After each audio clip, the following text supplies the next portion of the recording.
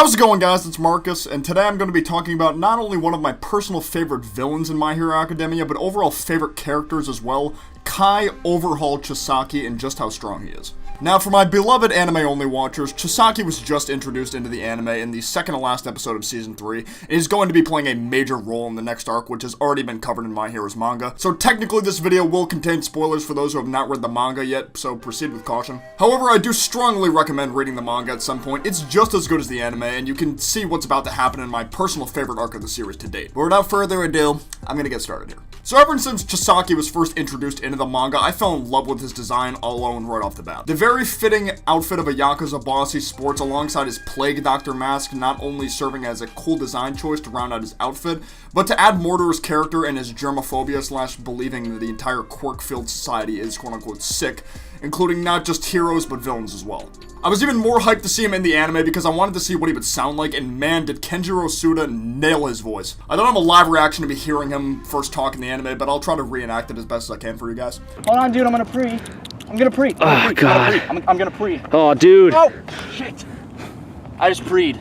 I knew he was going to be a capable villain when he was first shown, but I didn't expect him to be this damn strong. Chisaki's quirk is called Overhaul, which is also his villain name. Whether he decided to give himself a villain name the same as his quirk because of All For One doing that is never really confirmed, but I personally feel that to be the case because Chisaki seemed to hold All For One in very high regard, and said All For One getting arrested changed everything, and he was like the main kingpin of the underworld. The quirk Overhaul allows Chisaki to disassemble and reassemble anything he touches with even just the tips of one of his fingers. The quirk was first used in action when Chisaki had his meeting with Shigaraki and some of the other League members at their hideout. After Chisaki gave his speech to the League and suggested that they work under him so he could become the next kingpin of villains, Magne used her quirk to attack him. After Magne pulls him in and hits him over the head with her giant magnet, Chisaki simply pokes her arm with one finger and the entire top half of her body exploded and she died. I remember first reading this chapter when I was in the process of catching myself up with the series. I was just completely blown away. This was the first time we've had an on-screen, or rather on-page, death that was truly major.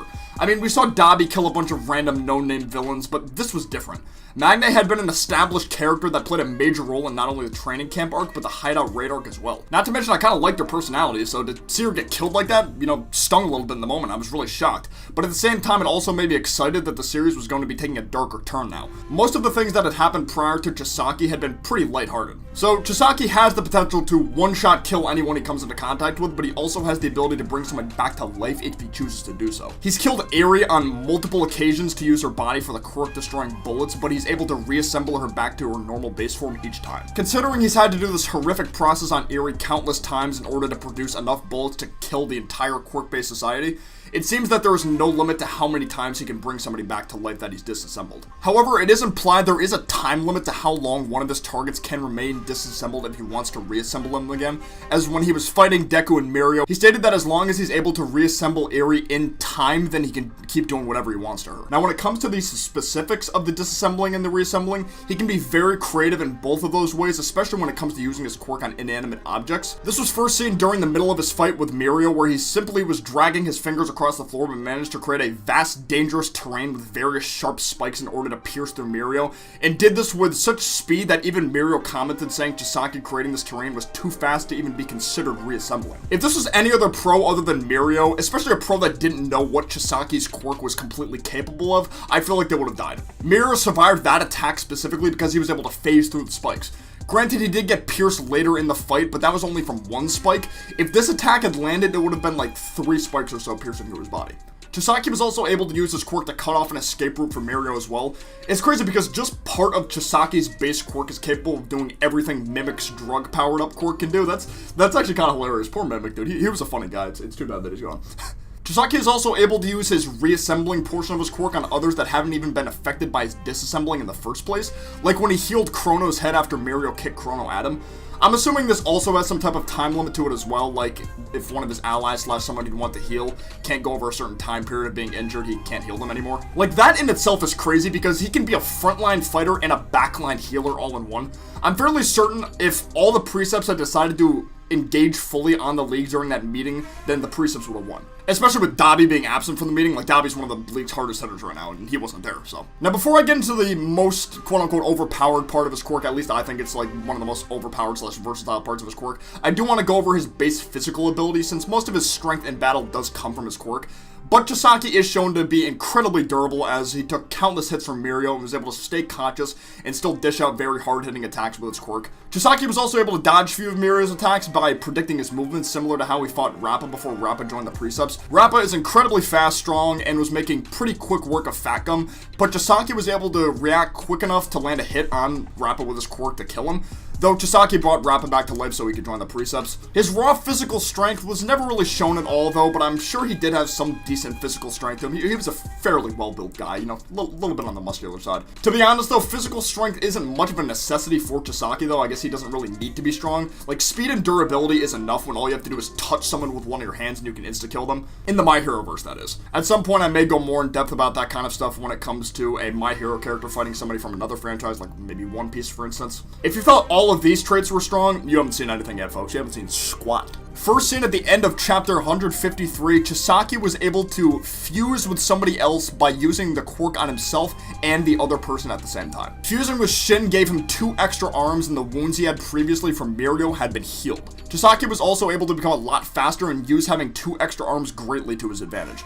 This wasn't his only fusion though. After Eri used her quirk on him to break the fusion between he and Shin, Chisaki fused with Rikia and became an even bigger monster than before. This fusion not only granted him greater size and strength, but he fused with even more parts of terrain alongside Rikia himself as well. In this form, Chisaki was able to effortlessly lay waste to the outside area, destroying buildings, parts of the road, etc. with little effort. Chisaki was eventually defeated by Deku thanks to 100% full cowl and not hurting his own body because of Eri attaching himself to him. After seeing all these abilities in action, I think it's safe to say Chisaki has one of the most versatile quirks in the entire series, next to All For One himself. Being able to heal yourself, heal other people, insta-kill somebody, and fuse bodies with another strong individual to gain even more speed and power. The fusion aspect especially opens endless opportunities for Chisaki. Granted, the person either would have to agree to die for him or be knocked unconscious so he can fuse them together without even them knowing. Luckily for Chisaki, both these requirements were met with Shin and Rikia, but of course the same can't be said for somebody who isn't part of the precepts. Now, although Chisaki does have incredible control over his quirk and is able to use it to an incredibly precise manner to attack and defend himself, he relies on his quirk incredibly heavily in battle. There are going to be people out there that can hard counter your quirk in theory, and